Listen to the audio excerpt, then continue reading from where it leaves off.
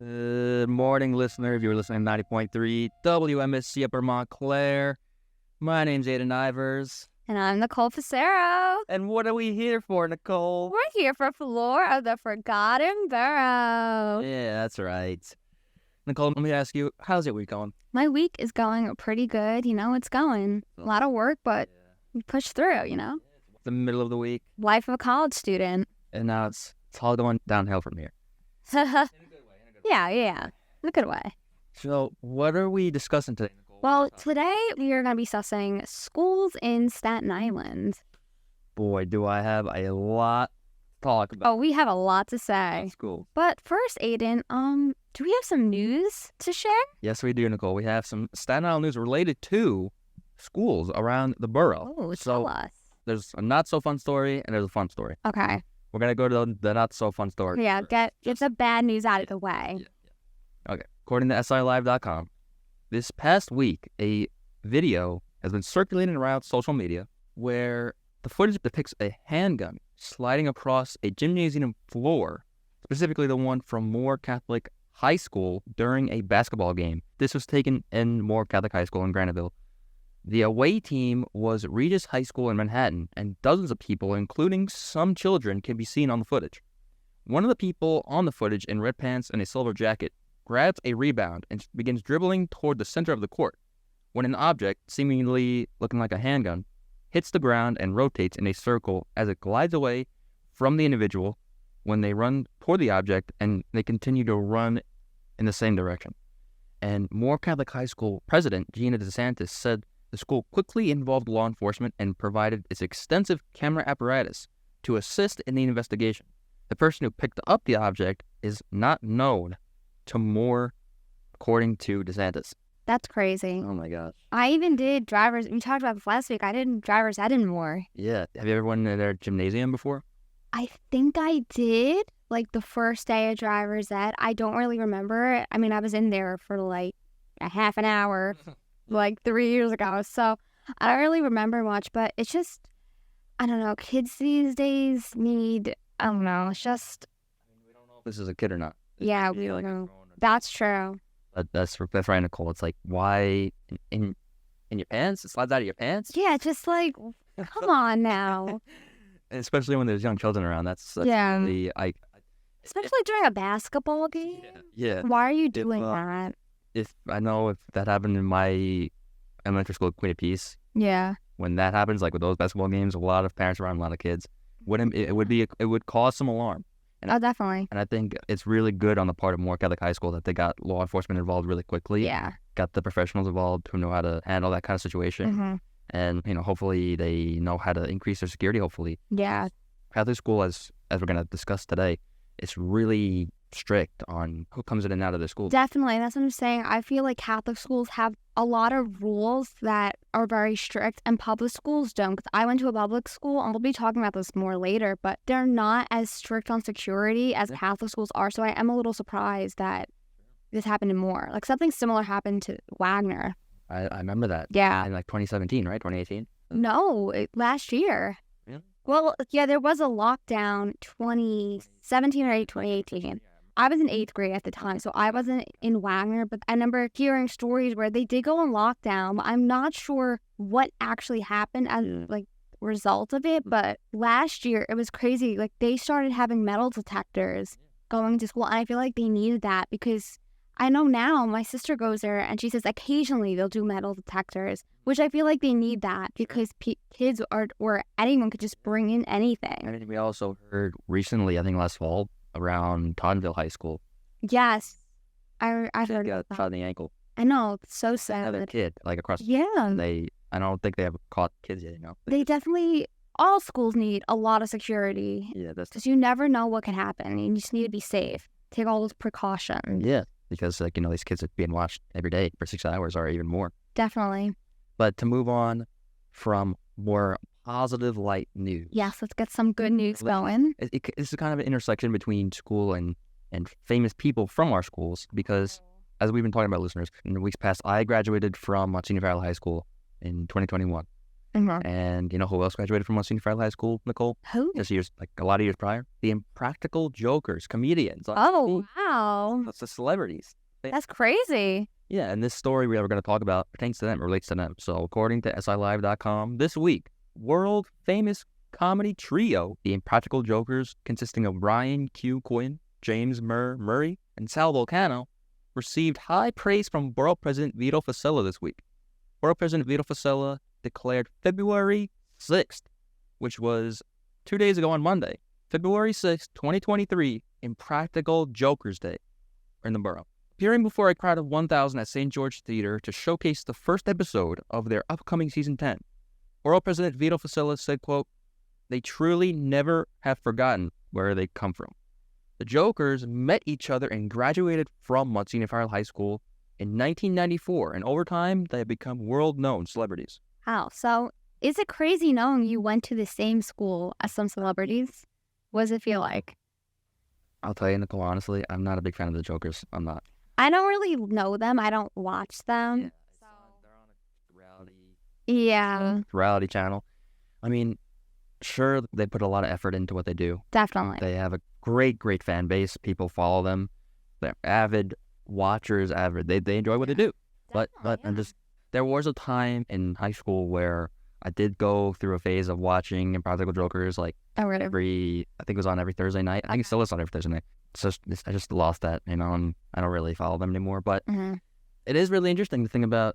I mean, Monsignor Farley High School, like, a lot of what they talk about is a sense of brotherhood.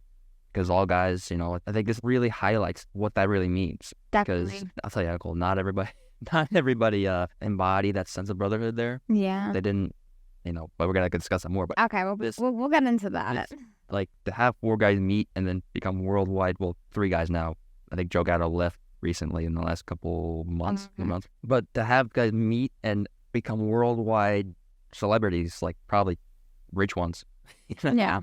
I think Borough President Fossella is right in saying they know where their roots are. And that's what I do like that about them, because I know some people, they're ashamed of where they're from, and they, like a lot of celebrities, they'll just move on. They're like, oh, I'm this big star that lives in LA now. I'm not going back to my little home. Yeah, little hometown. But it is nice to see that, they know their roots. They never forgot their borough. Yeah. And it's just so sweet for them to really, because that's where it formed. And, if it wasn't for Staten Island, it wasn't for Farrell, they wouldn't be where they are today. That's right. So I think it's nice that they appreciate that. Yeah. Now that that's all out of the way, Nicole, how about we turn back the clock a little bit? Turn back the clock. Okay. Take us back to your experience in your early days of school, in your elementary school. What was it like? All right, well, let's go a little time capsule. Let's go back. All right, so I went to PS30, which is in Westerly. It's like 5 minutes away from my house, my elementary school. And it was a great experience, I went there from 1st grade to 5th grade. And I met some friends there. I don't really talk to any of them now. I'm kind of just like drifted. But yeah, PS30 was a great school. Our mascot is a tree, which is interesting. It's like PS30 is a good place to grow. And yeah, it was a good place to grow. But our old school mascot, back when I was, I think, 1st grade, 2nd grade, like the beginning of my elementary school life, our school mascot was a jaguar. And it was really cool because they literally had a stuffed jaguar that was really big.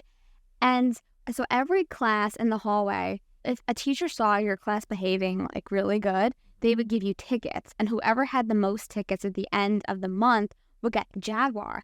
And I was really mad because in that whole time, my class had never got the jaguar, because my class was never behaved right. And I was so mad because I was a goody two-shoes. I still am. But I was so mad my class didn't get the jaguar.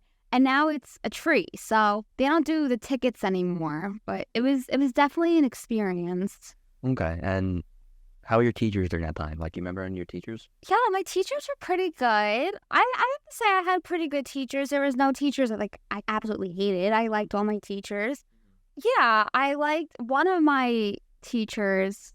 There's a band now in Staten Island, and her son is in the band, and it's like really cool to think, oh, she was my 3rd grade teacher.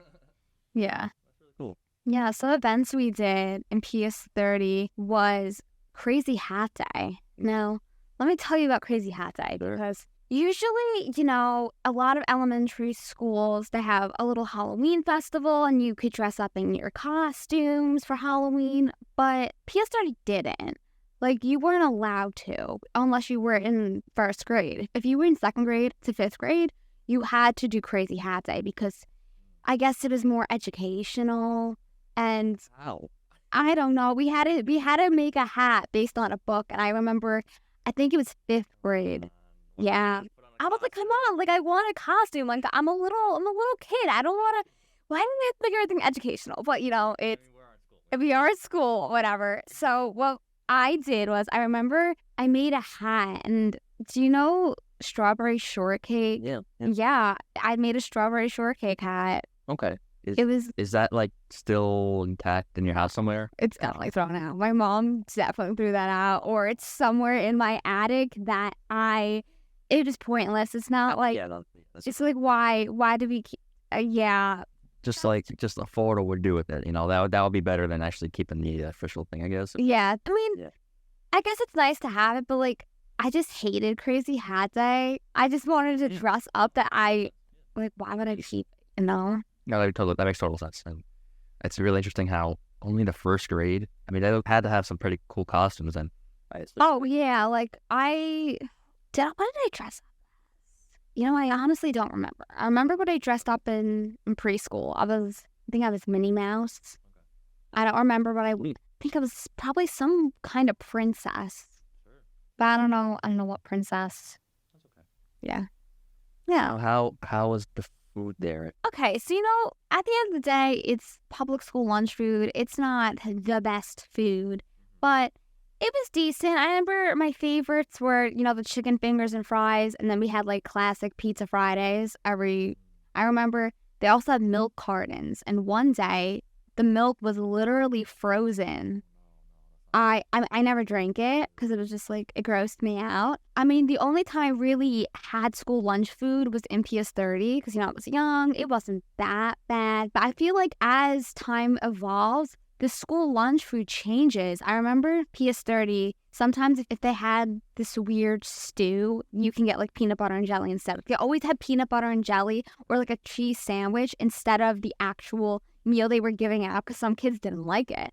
And so I remember I loved their peanut butter and jelly in, first, second grade. But then once I got to fifth grade, they changed the peanut butter.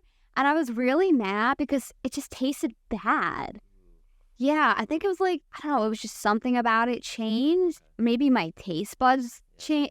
Honestly, thinking back, I was older. So it definitely just wasn't good anymore. And I just stopped eating school lunch. That's okay. And then when did you start bringing your own lunch to school after that? I started bringing my own lunch to school. It was easier. The food was better. Yeah. But, I mean, I did get sick of eating sandwiches, like, every day. But it was, we had to pull through. Okay. Yeah. Okay. And so PS30, first to fifth grade.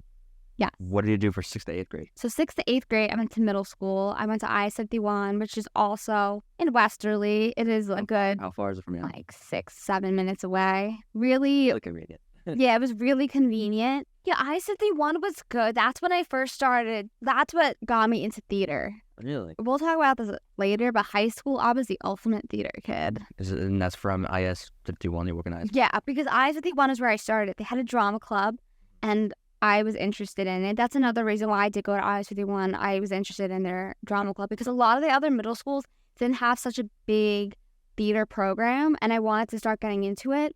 So I was like, oh, I'll just go to IS-51. And plus, it was like 7 minutes away from my house. So I was like, why not? It was convenient. So I did drama club in IS-51. It was really fun, really nice. I did 3 shows each year. We did like a spring musical. I did The Wizard of Oz, Bye Bye Birdie in Oklahoma. Have you ever heard of those? I only heard of The Wizard of Oz, not the other. Yeah, the other ones are really... I remember when they announced what show we were doing, I was like, what is Bye Bye Birdie? What's Oklahoma? Oklahoma is really old. Like, it's a very classical musical. Wizard of Oz, everyone... If you don't know The Wizard of Oz, like, come on. But I was a little munchkin. I was a little 6th grade munchkin. But... it was really fun. I met some good friends through that. And yeah, ISFD1, same thing with that. Didn't really eat the food, ate my own, brought my own food. Okay. I also, in ISFD1, my favorite class was music. And that's because that's where I learned how to play ukulele. Like 8th grade, I took a music class and we actually learned how to play ukulele and it was really cool. It got me into instruments and stuff. And I started doing that. Least favorite class I had to say was history. I'm not a history person at all. My teacher was just not good. I honestly don't even remember her, but I just remember hating her. I think partly... hating is a strong word. Yeah, hating is a strong word. I think part of the reason I didn't like her was because I didn't like the subject. And That's okay. I mean, it's just, it bored me a lot, and I was just not into it. not every class is like that, Nicole. Even here today, like, we have classes that we don't want to take. Exactly. There's classes like accounting. I'm taking it, don't like it, but I guess it's good to know, but it's not my cup of tea. Yeah. Okay. Well, for my elementary school experience. Yeah, what's your There's experience? a lot of differences between your public school and I went to Catholic school, like elementary school, that offered 1st to 8th grade. I didn't switch. Okay, so you completely... How did you like that? It was so nostalgic. I wish I could just go back for one more. Oh, really? Did you like going from 1st to 8th? Or... I mean, when I think about it now, it seems like snap of a finger it happened, right? But yeah. You talk about convenience, right? Yeah. How close your schools were. I live on the same block as my... Oh, did you walk? Yeah. Oh, yeah. Yeah, I walked. Convenience. Yeah, it was just a quick 90-degree turn on the corner, and then I'm at my school. So yeah, no, that was fun. And social aspect of it, mostly it was the same group of like 26 or 27 students that stuck together. That's nice. Years, like from kindergarten all the way to 8th grade. There were some people who like transferred or left Winnipeace in that, but I can't remember like the same group of kids. Now they're all gone their separate ways. They're in colleges across. But it is nice you guys kept that tight-knit group. Yeah. And I tried, like today, I try to keep in touch with them as much as possible. That's good. I mean, just yesterday, a kid who I met in 5th grade, who started Winnipeace in 5th grade, his birthday yesterday. I texted him. I said, "Happy birthday, man! Happy birthday!" Sweet. And it was good to reconnect with them. So, of course, some people like I either don't have their contact info, I don't call them social media anymore, or after Winnipeace was over, they just went their own separate ways. There's one girl in my class who actually moved to Ecuador after because I think that's where her dad lived. Okay. And I know I'm probably never gonna see her in my life again unless I go to Ecuador, maybe. I mean, but study abroad, baby. Yeah, but just in that aspect, the social aspect, it was really... That's fun. That's cool. For my classes, moving like from 1st to 7th grade, it was just general like math, science, religion that was required. Yeah, we didn't have to take religion. Yeah, it was public school. Yeah. It was those kinds of classes, and in between, they were in like first and like my earlier years, we took side classes like Spanish. Oh, wow! Wait, you took a language at what age? Started doing it, let's say, really early on. Really? Yeah. I didn't take Spanish until high school. Oh. Actually, no, I took an 8th grade. I mean, to be fair, looking back at it, that's a lot. It really didn't hold a lot of weight on my grade overall. Oh, okay. They did. I mean, I didn't want to have like a bad mark on my report card. I get that. Yeah. But I really didn't start getting into Spanish until high school. That's when it gets serious. It was just like they taught you little things. Yeah. Okay, I could see that. Unfortunately, though, Nicole, my class wasn't really behaved or anything like Spanish class. I tried to do the work, try to pay attention, but other people weren't in the same mindset. They tried to use it. Elementary school, it's just the age of little kids. They want to be rambunctious. They want to do crazy things, and it just wasn't me. That's the same with me, Nicole. Those aspects were what I didn't really like about elementary school. Yeah, it's more just like completely immature, like all in. Yeah, that's why I really didn't stay in touch with a lot of people from my elementary school, but I do stay in touch with people from my high school. But okay, yeah, but we'll get to that later. Yeah, another class that we took. This is exactly what I was mentioning before. Okay, in 8th grade. Right? All throughout 1st through 7th grade, a requirement was, have you ever heard of the state exam? Yes. New York State exam? How did I forget about that. Oh, I did not like those. Okay. I didn't like them either. So much so that I intentionally like didn't try on like any of them Yes, of them. they weren't I mean, really. most of them I didn't try. There were probably some ones here and there that I did okay on, but Okay. other ones I said, I mean, it wasn't.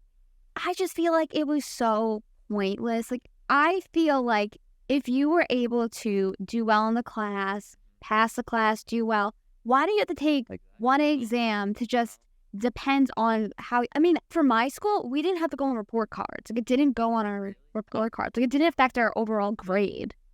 for that, Nicole, it's like the state test actually did count for something in that in eighth Really? grade. Yeah, if you did well on most of them, you got put in a Regents class. Oh, And if you didn't do well on them, you got put in the non-Regents class. And if you can, So, Yeah. where were you you placed? got put in non-Regents class because I didn't do well on most of them from 1st to 7th grade. And if you can get where I'm going with this, non-Regents is where most of the I don't really care Yeah, were placed. definitely. And that was really annoying because I was one of the most well-behaved kids in that class. And Oh, yeah. I did all my work. I never That- had to outsmart my teacher. But luckily, though, at the end of 8th grade, I did get upgraded to the Regents class. Okay. Because I saw the kids in my Regents class who were doing well, and they put them in with the Regents because we were taking the bio. You had to get a certain mark, and if you got a certain mark, you were taking chemistry in freshman year. But I didn't do that. I was taking biology in the freshman. Yeah. And to move on to high school now, Okay, we're we're gonna gonna move on to high school right now. move on to high school. So I remember before, Nicole, you were doing theater program, right? Yes. So, high school, I went to Susan E. Wagner High School. Yeah. And the real main reason I went there was for theater. Like, it was one of the best theater programs on Staten Island. Because I know a lot of kids that wanted to do theater in middle school that wanted to continue in high school. A lot of them went to the city because they're like, oh, the city theater. But I would just, I wanted to stay on Staten Island. I didn't want to go. The city is a lot, especially for a young 14-year-old. Like, that's crazy. To the city, taking the ferry, subway every day. Yeah, no, No. I couldn't do that. So I was like, let's stay in Staten Island and go to Wagner. And Wagner specifically, they have their own performing arts center. It's called the PAC. And they have their own building for performing arts. They have theater, they have dance, they have music, they have chorus, and they have all these things. And I loved it there. And yeah, so I did theater for 4 years there, as that was like my elective. And I did some musicals. I did The Music Man, Chicago, Pippin, Once Upon a Mattress, and Beauty and the Beast. And it was really fun. I really loved it. I was definitely, in high school, I was definitely a theater nerd. I was always, That was okay. like, if you look at cliques in high school, I was in the theater kid group. Yeah. Okay. And, you know, part of me likes that because if I wasn't in theater, I don't know what clique I would have been in. That's okay. Yeah. Yeah. I mean, I'll tell you right now, Nicole, I was never really in a clique in Yeah. high school. I mean, I hate high school cliques. I They stereotype you so much, and it's just yeah. But with me, it was like, not a knock on you, Nicole. My parents did not want me to go to public school. yeah. They didn't. No, I can totally understand that. I think my mom says till this day, she always says, "Yeah, you should have just went to Catholic school." I mean, It's just more safer and more. that's right. Yeah. But safer, yes, 100%. Like if fight, I don't ever recall a fight happening in Farrell, like in the hallway. But if it did happen, they would be on that immediately.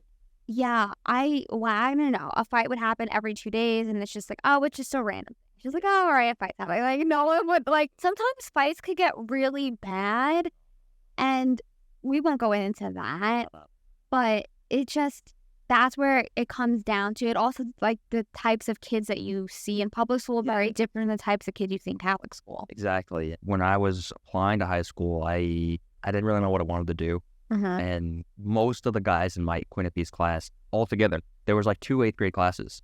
So there was one 30 group of students and then another 30 group of students. Okay. The same grade, but a different class. A large majority of guys went to Farrell, like Okay. Yeah. both of them. And I was one of them. And I was like, yeah, all these guys are going to Farrell. It's going to be so great.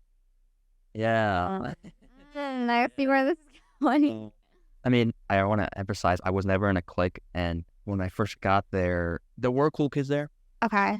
90% of them were cool. 90% of the kids, you didn't want to be around. Oh, that, yeah. They were. And I could say that now because, like, there's one guy here in my graduating class who went to Farrell with me. He wasn't one of the bad kids, but if you ask him, Because I was like, oh yeah, most of the kids in Farrell, they weren't really nice. Most of them. Yeah, and do you think is it, because Catholic school, it wasn't more preppy? Like, was it like, oh, I'm so cool? Was it like jocks? Was it like Yes, there were some jocks. There were some like just rich kids? Yeah. Like didn't really know how to act. I recognized that, and I didn't want to be around it. Like I Definitely, did not. And That's a reason why I kind of did happy I didn't go to Catholic school, because I feel like social life in public school, I was able to make friends. Like I was able to find people. Yeah. And, you know, in public school, you don't really find rich kids. You don't really have. Exactly. I mean, the cool kids in my public school were like jocks, like the basketball players, the football players, and you know, you're gonna find that everywhere. But if you find nice, it's obviously hard to find nice people anywhere. Yeah. But I feel like Catholic school, it's very. It is. Right. And it's not only at Farrell. Like Monsignor Farrell has a sister school, St. Joseph Hill, which is I've heard of that. all girls Catholic school. Okay. And we kind of did stuff together for events wise. Early on in high school, I was part of a group called Friends of Staten Island, Okay, which is like a charity group.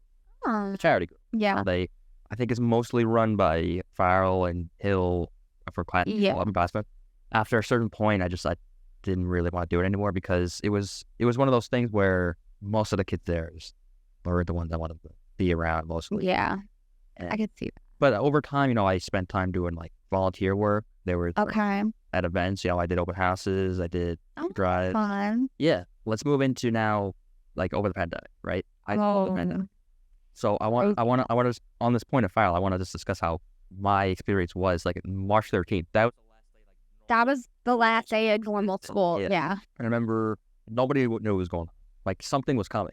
And Yes, you could feel it. Like everyone, the tension. usually we got out at 2:30 every day, but this day we're getting out at 1 because of the pandemic. So like they were like, oh yeah, and like let's end school or They're like, well, that's what everybody was doing. Nobody could stay open during like when no, I the remember. pandemic was.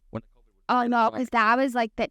It was the peak. Yeah, well, it was like building up. Yeah. Become the peak, right? And like at 1 o'clock in my junior year, I was taking Algebra 2 with my teacher. I'm not going to name who he is, but it relates to what I was talking about before, where kids weren't doing the work that they were supposed to be doing. They were just not. They were talking. I've been in classes like that. And I was trying to pay attention. My teacher was trying to teach, and he was like trying to do it. It's so really rude when people when students interrupt teachers. It was like every day was happening, Nicole. It was like every single day. When it was a good day, when class wasn't really chaotic, I was like, well, that was a really good class. Oh, I'm really glad about that. Yeah. But that was few and far between. Wait. Let's just go back for a minute. How you were a junior when March 13, 2020? Okay, because I was a sophomore. Okay, wait, continue. Go back to what you were saying. I remember it was like 1 o'clock. We were about to get let out. Everybody was lined up at the door. All the kids like who didn't want to do anything just were ready to get out because they could care less where they were at. And my teacher said, you know, if we're away from this environment, if we're away from just this experience that we're having, I'm not going to miss this. I'm not going to miss being in this class with these kids who don't want to do anything. So sad. And I agree with them. Yeah, like I was happy I said that. I was happy. Yeah. And it's like when so now this is like when school actually like went into virtual school. My Algebra 2 teacher still was doing Zoom meetings every once a week. Okay. Class. I tried to go with most of them, but it was very difficult. It was very difficult because we had given topic, he explained how to do things, we were given homework, and we had a quiz or like a test on Google Form. Yeah, And I remember those days. I tried to follow along what I was doing. I didn't try to like cheat it all, you know? Yeah. But sometimes it just wasn't working out. And my teachers only gave meetings once a week. This was when they had to think about it fast. They couldn't really schedule. Most of my class was online. I remember waking up at like 9 a.m. and we didn't look at all my assignments to do instead of like 7 o'clock. That was nice. Yes. I feel like it was definitely more stressful because all the work was on you. And yeah. How was your experience? So March 13th, for some reason, I don't know why, I didn't go to school that day. And it wasn't because of COVID. I don't know why I didn't go. Why didn't you go? Like, I genuinely, no, but like my sister went to school. I don't know. Are you sure you weren't feeling lazy that day? You just didn't want to go in? No, my mother would never if I was lazy, she would never be like, okay, you can stay here. No. I think I had a dentist appointment in like the morning. Okay. I don't know why, but I remember I wasn't in school that day. So technically my last day of actual school was March 12th. Okay. And I remember that day, and I remember like a week before, my history teacher said, oh, I'm going to create a Google Classroom just in case, the world shuts down. But, I'm sure it's not going to happen. And I was like, this guy is crazy. That's impossible. The world can never shut down. And it did. And even one of my friends, Sam, I remember she looked up into the news on, the pandemic. Sure. And he was like, yeah, this could turn into something really big. And I was like, no, it's not. I didn't believe her. I was like in denial. I was like, that is impossible. And it happened. And I remember we were supposed to do our spring musical Chicago. Yeah. We never ended up doing it.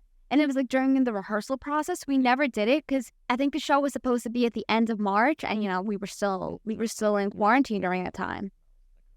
School, I definitely did not like it remotely. I'm a very in-person type of person. That was all. I'm a very physical person.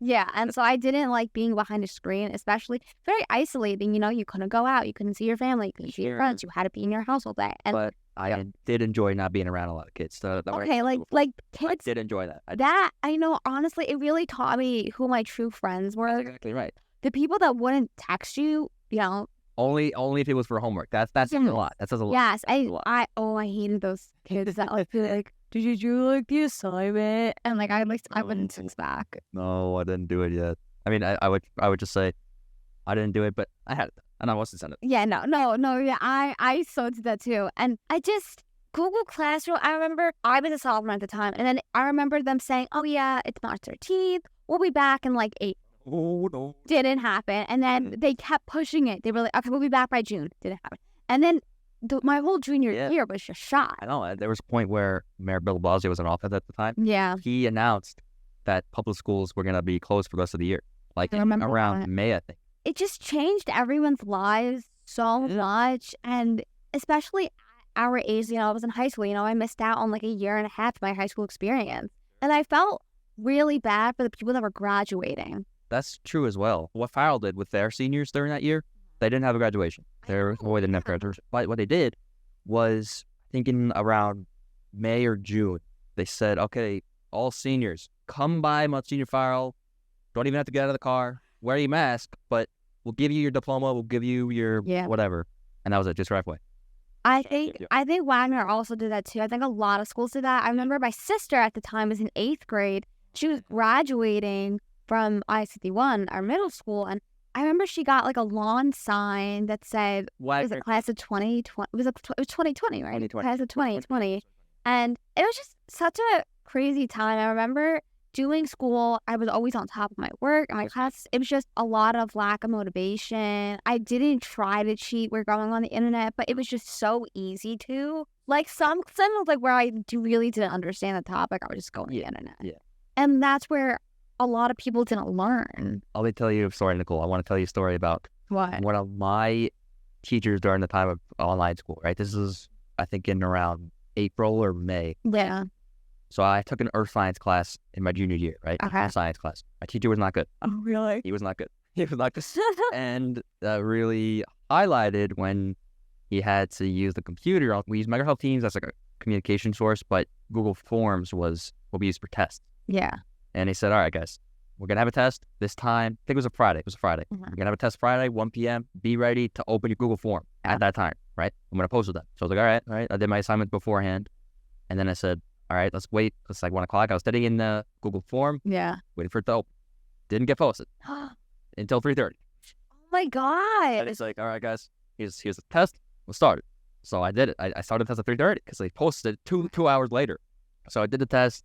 And I completed it, right?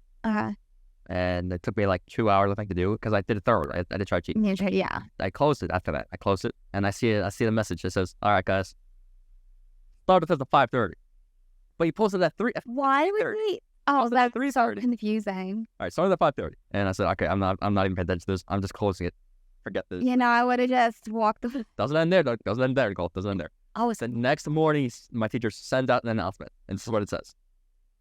I'm very disappointed in the cheating that was going on in this class on the most recent test. Therefore, the most recent test will not count. And you worked so hard on that? Oh, I would be so mad. And that's when I said, okay, really? That's an aspect of online school. It just wasn't good. It was such an experience, and I blocked it out so much because I just so long ago. And let me ask you this. Yeah. So when class started up again in September, how is it different than when it first began? Okay, so I was a senior at the time, and it was required to wear masks. We had to wear masks. Okay, so you were in person? Yes, we were in person senior year. Okay. This is, year and a half after. That was 2021. So that's my last school year, 2021 to 2022 school year. Yeah. And we were in person. It was required to wear masks from September, I think, till February. And then September 2021, February 2022. And then, 2022, in the beginning of 2022, the mask mandate was lifted. But I do remember, we had to do the masks. And then also with theater, specifically, you had to wear masks on stage and social distance. For our senior musical, we did Once Upon a Mattress, and it was really hard because move around with the mask on, right? Yeah, you had to. It's exhausting when you're singing and dancing and acting all at the exact same time, and the fact that you had to wear a mask on with that is really crazy. And I remember the senior musical was in January. It was second week of January. I'm gonna say January 13th, and I got COVID a week before. Yeah, I think I remember you telling us about that. Yeah, I think I talked about that. I think our first episode. Yeah. But then I ended up doing the show, but it was just a crazy time. And it's just, that was the difference between, there was a lot of more people took precautions. Like there was hand sanitizer and there was all these precautions. Like you had to stay 6 feet away, you wear the mask. And I guess it was good because, we took those precautions, but, it was a lot to get used to. That's definitely right. I feel for you, Nicole. And with me, it's a little bit different because in September of 2020, this is the same year of the pandemic. That was my senior year. Oh, okay, that's right. Senior year. I don't know if I told you before, Nicole. We tried transferring to Wagner. Yes, I remember you telling me that. Because I just said I don't want to go back to that environment of Farrell. It was too late because I had to pay tuition by a certain date, and there was nobody at Wagner because it was closed. Yeah. So we stayed a senior year. It was good. It was okay. It wasn't bad. Okay, that's good. And Farrell's colors are maroon and gold, right? Okay. Maroon and gold. So what they did was, we can't have everybody come back all at once, like pre-pandemic. It's not going to work. It's not going to work. So what we're going to do is we're going to split people up. The maroon group is going to be names A through L. Okay. The other group is going to be M through Z. And what happens is we're going to have people from maroon and gold groups in classes together, but only one group's going to be in person each day. The other group is going to be on Zoom the same time during class. It's hybrid. It's hybrid. Wait. This was not last year. This was 2 years ago. September 2020. Okay, yeah. Because at that time, my school was complete remote. Yeah. It was all remote. It was no hybrid. I was really mad about that because I wanted to be hybrid because I wanted to be at least in person. And I think that's the difference again between public and Catholic schools. Definitely. Because public schools, I think, are really whatever the mayor says. That's the final word. Yeah, because it's New York. Catholic schools, the archdiocese. There's they're the same. It's just different. The same system, I guess. So we did have hybrid, and the funny thing is, Nicole, it's for Catholic school, you gotta wear uniform when you're in person, right? That's another difference. You had to wear uniform? I did. Oh. On both Zoom and in person. On Zoom? Oh, come on. That's actually ridiculous. No. That's ridiculous. We had to do it because I men so dress well. They do well when they dress well. So I had to because there were some times where at least they made you have a routine because I know a lot of kids didn't have routines. That's true too. Yeah, if you walked in my house when I was at home, I had my pajamas on. I did not have dress pants on. I had my tie, my sweater on, pajamas on my legs. That's actually so. That's true. It's not like they're gonna see your legs. Oh, we never had gym class Zoom version, so we never had to get up or anything like that. There were a couple of times where in one of my classes, a kid had just a plain T-shirt on, right? Wow. And my teacher said, "Okay, Mr. So-and-so, you will lose points on your average because you are not in uniform." Oh my goodness. That's sort of that's see, that's where it's really strict. It's a God school. And outside of that, my classes weren't really bad. Yes, you have to pay extra attention when you were at home, but other than that, if you were in uniform following, yes, it's stupid, but it provided for a good teaching experience, but teachers were bad. Yeah. Now, how was the part where you went half in person, half not, like hybrid? How was going in person during that time? Like, what did that look like? Well, you had to wear masks. We had to wear masks. Okay. And yeah, I did drive to school because I had a 2005 on the Tucson. Okay. I drove to school when I had to go in, and it was like an alternate. We had A day, B day, C day, D day, E day, F day on the schedule. Okay. And every time it reset, like F day, A day, if there was like an F day and an A day next to each other, that would be like a double in person time for one color, if that makes sense. Oh, it is. So it's like one like A day maroon, B day gold, okay. C day maroon, D day gold, E day maroon, F day gold, A day gold, B day maroon, C day. It's like all. So it was all okay. It's all. So there were some times where one group was in person 2 days, but that meant that they could relax at home 2 days of the week. Yeah. So it was only hybrid my senior year. And then the year after that, when I started here in Montclair, I'm pretty sure they came back in full first. Okay. That's when I came back full. But it wasn't. Yeah, because that last year I was a senior, and that's where they went full person. We still had to do, the masks and everything like that, like all the restrictions. And now, like you're talking about what it was yesterday, all that stuff is out the window. I heard about that. I think my dad was saying in May, all the restrictions of COVID are completely going to be gone. And like Mayor Adams said, this is kind of outside the realm of school and stuff, but like vaccination requirements are not going to be like required. Mm-hmm. And like we talk about all the stuff that we have to do during that time. Yeah. Now that we're moving away from that time, it's like, well, we can kind of see that we're returning back to normalcy in some capacity. In some way. Never going to be back to like what it was before, like definitely. But no, it's our experience. I remember at the time during the pandemic when we were doing remote school, I remember I had a document of coronavirus journals. I called them. What does that mean? Like, I would journal every single day. I thought So I journaled like what I did during the day and how every day how much things change. That's like really interesting. March 13th was like, oh, we're gonna be back in April, and then in April, oh, we're gonna be back next year. Like seeing how much things change and see how like academically, socially we all changed. Yeah. I don't know if I had the doc still, but. No. I didn't do that. I certainly didn't do that. I was like, this is rare. Like, no one's ever like experienced this in like the 21st century. So it's like, we need to document this. We need to journal this. No, I mean, for me, it's like my source documentation is I just go through my camera roll like throughout 2020, and I say, oh yeah, I remember this time during like this part of the pandemic. But listeners, thank you very much for tuning in to For the Forgotten Borough here on 90.3 WMSC Upper Montclair. We will hear you next week, same time, same place. And we sincerely hope that you enjoy the rest of your week. Oh, yeah. Yeah, it's going to be great. Enjoy your week, everybody. Thank you.